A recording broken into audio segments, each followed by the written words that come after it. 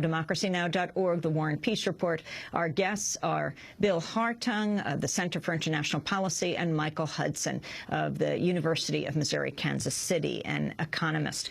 I want to turn to who won and who lost. Now, let's be clear on what this commission is and what's going to happen to Medicare, Medicaid, Social Security. Michael Hudson. The commission is going to be composed of three people suggested by the House leader, Republican and Democratic leaders each, and the Senate Republican and Democratic leaders. The six Republican appointees to the commission are already pledged no taxes and especially no closing of loopholes, nothing that will increase the money paid by their campaign contributors to the Republican Party.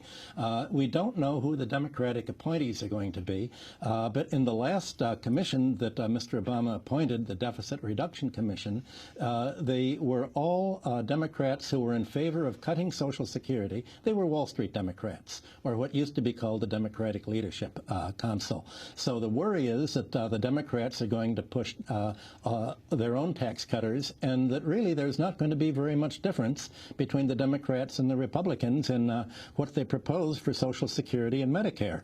Mr. Obama had threatened that there wouldn't be enough money to send out Social Security checks, and that simply isn't true. The Social Security Administration has its own holdings of Treasury bills, just like an individual would hold their own savings. Of course they could have cashed in the Treasury bills. What about the credit agencies, the rating agencies? They have played a very bad role in this. Here's what happened. Under the the bank reform, the credit rating agencies were changed. The government was very angry at them for giving AAA ratings on junk.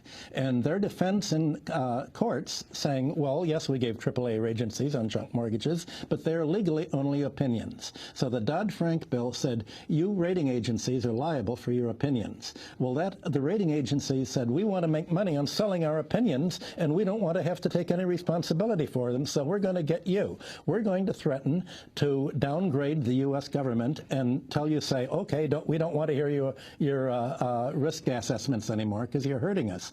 But the proper response is to say, look, the rating agencies are just out to make money selling their opinions that are up for sale. The rating agencies are trying to get brownie points with Wall Street for opposing Social Security, for essentially yelling fire when there isn't any fire. And at the same time, they want to weaken the Dodd-Frank bill so that they don't have to ever be liable for making a warning about a country, and they can continue to go back to giving AAA ratings for junk, which is how they make their money. Bill Hartung of the Center for International Policy.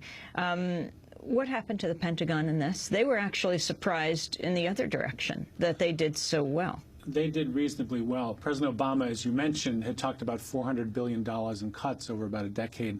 That would have allowed the Pentagon to still grow with inflation. So that wasn't even a real cut. So this is less than that at $350 billion, and it counts other things. They can cut veterans' benefits.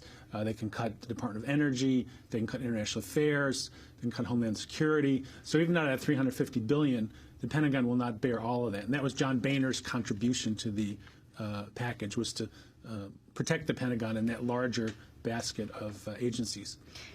How powerful were the military contractors, the lobbyists, in what has taken place in the final deal? Well, they weren't too vocal about it because they didn't want to look like special interests, but they worked on the inside. They had Boehner on their side. They had Buck McKeon, the head of the House Armed Services Committee, whose biggest contributor is Lockheed Martin, who's got big military facilities in his district. They had people like Randy Forbes, whose district is near the Newport News shipbuilding complex, which builds attack submarines and aircraft carriers. So they use their influence to get people on the inside, their allies in the House, to push their agenda. Let me ask you, Michael Hudson, how the debt ceiling was put into place to begin with. In fact, it was linked to the military, right? It was put in 1917 during World War I, and the idea was to prevent President Wilson from committing even more American troops and money to war. In every country of Europe, England, France, the parliamentary control over the budget was introduced to stop ambitious kings or rulers from waging war. So the whole purpose was was to limit a government's ability to run into debt for war, because that was the only reason that governments ran into debt. Almost all governments for hundreds of years have been in balance in their domestic spending. War is what pushes up debt, as it has done in the United States.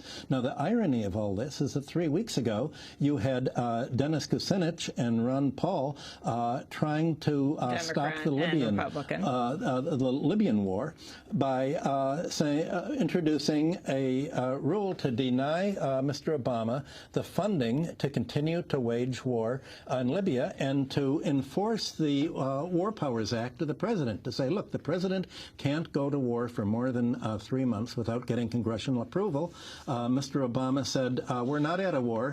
When we bomb people, that's not a war. Only if our people are killed while we're bombing them are we at war, and none of our people are getting killed. Bombing people's not war. And then you had all of a sudden this fortuitous budget deficit issue coming up, and that untracked the whole discussion of limiting the budget from the discussion about war, where Mr. Kucinich and his Republican colleague had tried to prevent the American military expansion in the Near East. That worries them, and it worries a lot of the Congress people, too. But somehow, despite the fact that war is always the main cause of budget deficits, that wasn't an issue in this time around.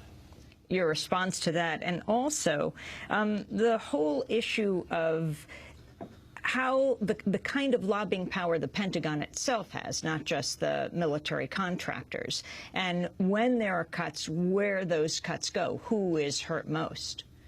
Well, first of all, I think on the issue of war spending driving the debt, that's absolutely true. If you look at Korea, you look at Vietnam, you look at the Bush administration, along with the tax cuts, that's been the huge driver of the deficit. So it's ironic now we're dealing with that deficit without touching the Pentagon, essentially.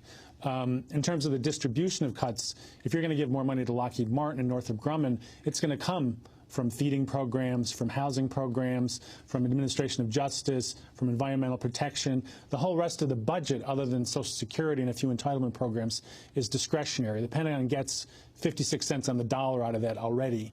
And if they suffer almost no cuts, there'll be a bigger part of the discretionary budget when this is all over. And then in terms of overall what someone wants their nation to be, when you are a first-rate military power, and there's no question that the U.S. is the most powerful military on earth, but other parts of your country, the economy, the health levels of the people, all of the different aspects that make a country great are much lower, are second-rate.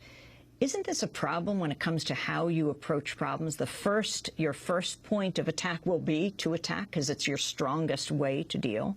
Michael Hudson and Bill. This is what the whole fight of classical economics in the 18th and 19th century was all about. Parliamentary reform was intended to stop the power of the kings and the aristocracy from going to war and to refocus the economy on developing national industrial power, national power. For hundreds of years, this was the essence of economics, and all of a sudden, this is no longer being discussed now. The war is, ever since the Vietnam War, the military spending has been deindustrializing the American economy. If you have a Pentagon contract is cost plus.